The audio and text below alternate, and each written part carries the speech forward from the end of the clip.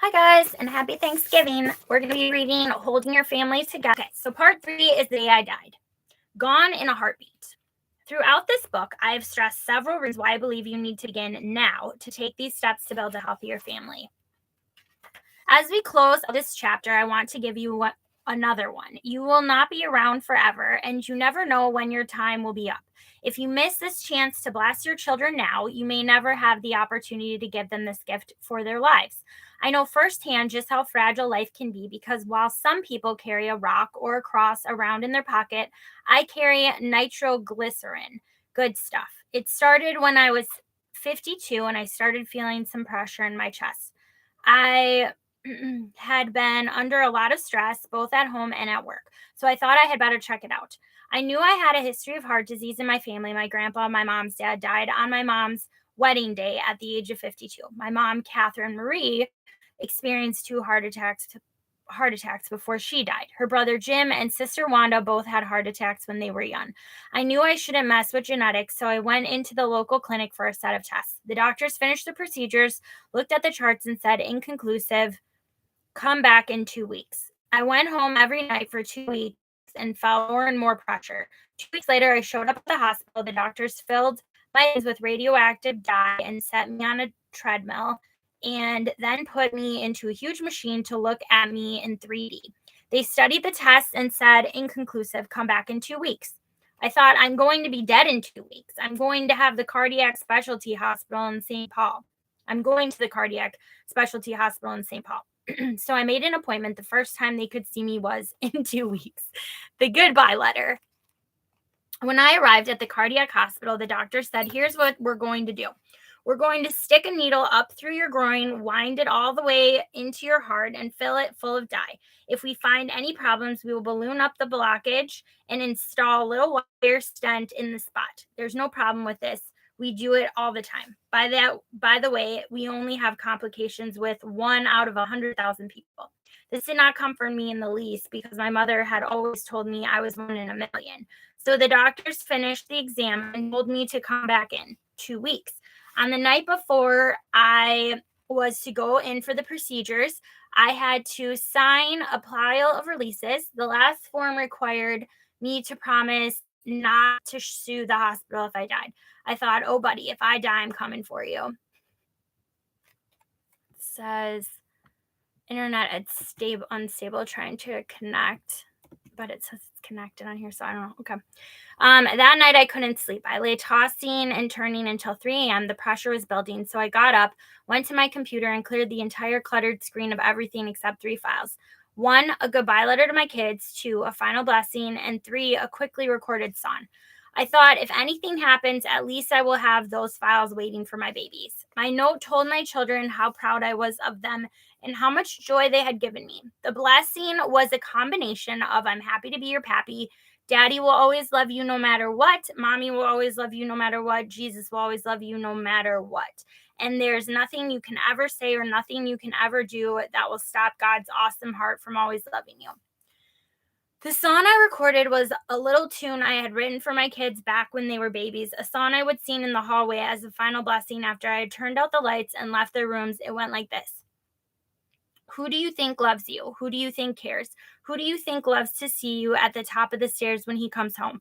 Turning toward Catherine's door, who do you think will miss you? When you step into the world, who do you think will miss you when you come to say goodbye? Who do you think will always think of you as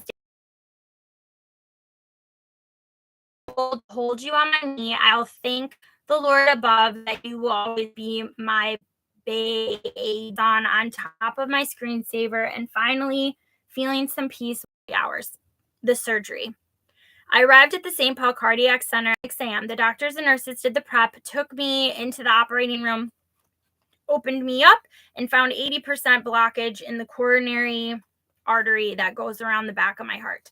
They inserted a balloon, opened the artery, and set a stent in place. They found 60% blockage in the right side of my heart, but didn't put a stent in it. They don't do that until the blockage is at least 70%.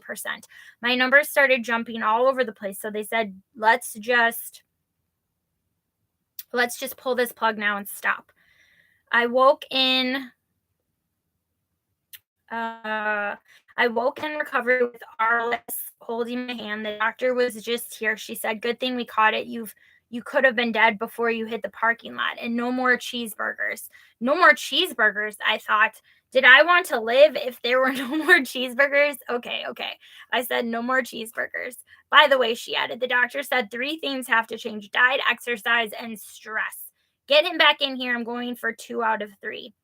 Arliss and I sat together a while. I was still groggy under medication. Then I remembered that our beautiful daughter had just had her wisdom teeth pulled the day before. She was probably sitting home alone and was miserable. Go home, I said. Be with Catherine. I'll be fine. I'm not going anywhere. Go home. Flatlining. Within a few minutes of Arliss's leaving, the world turned yellow and the room began to spin. I started getting dizzy, but I thought it was just the medication. When the nurse came in, her eyes lit up. "Oh, we've got an embolism the size of a golf ball here. Let's take care of that." She applied pressure and trained in diversion tactics. Asked, "What do you do for a living?"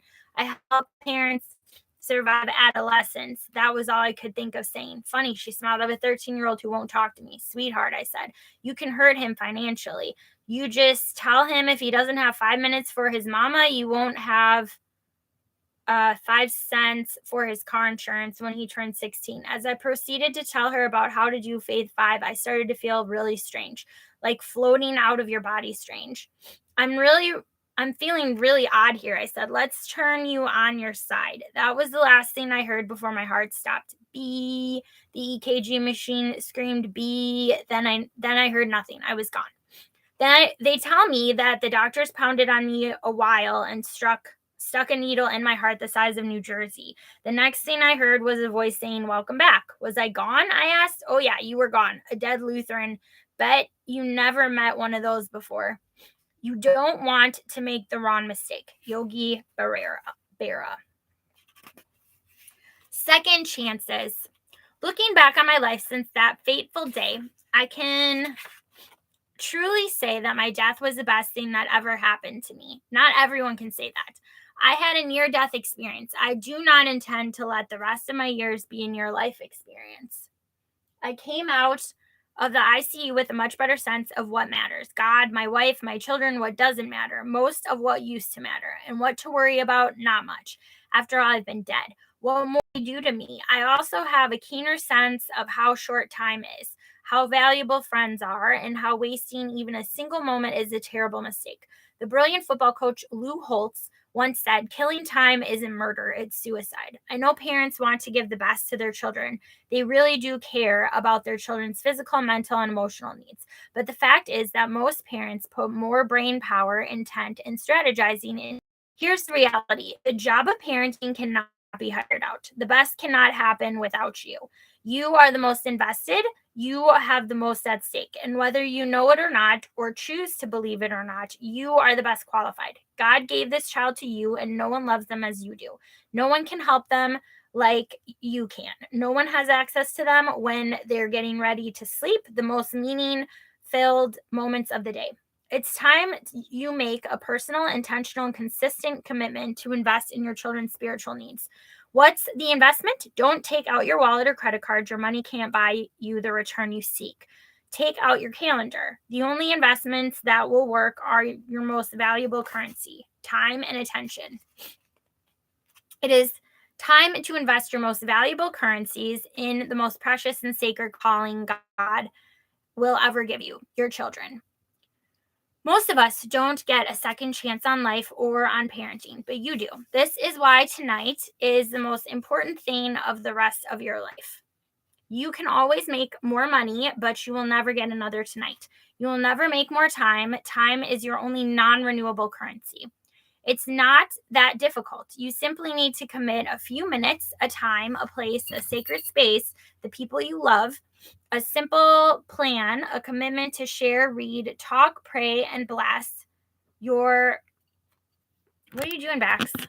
Stop moving my computer, please. Baxie. A commitment to share, read, talk, pray, and bless your family every night of your life as long as you have it in your power.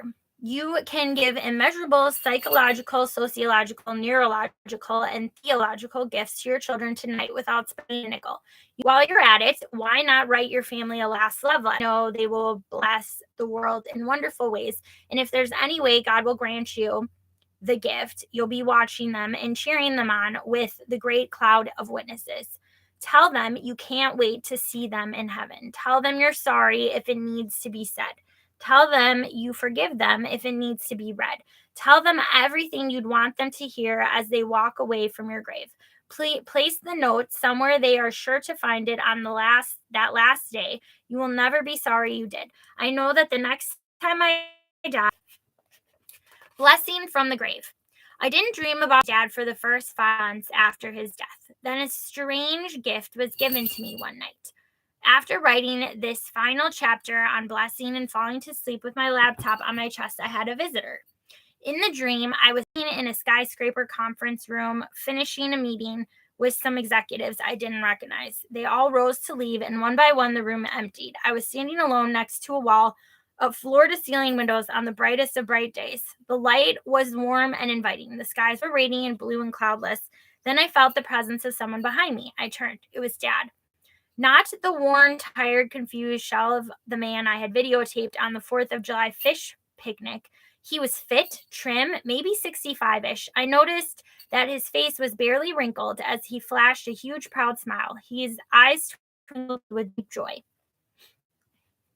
Without a word, he stepped up behind me, put his arms around me, and squeezed with a strength I hadn't felt since I was a teenager. Dad didn't say a word. He didn't have to. I knew I was loved. I knew I was blessed. I know I am blessed. Thanks for stopping by, Dad. Do come again. Home huddle. How to start.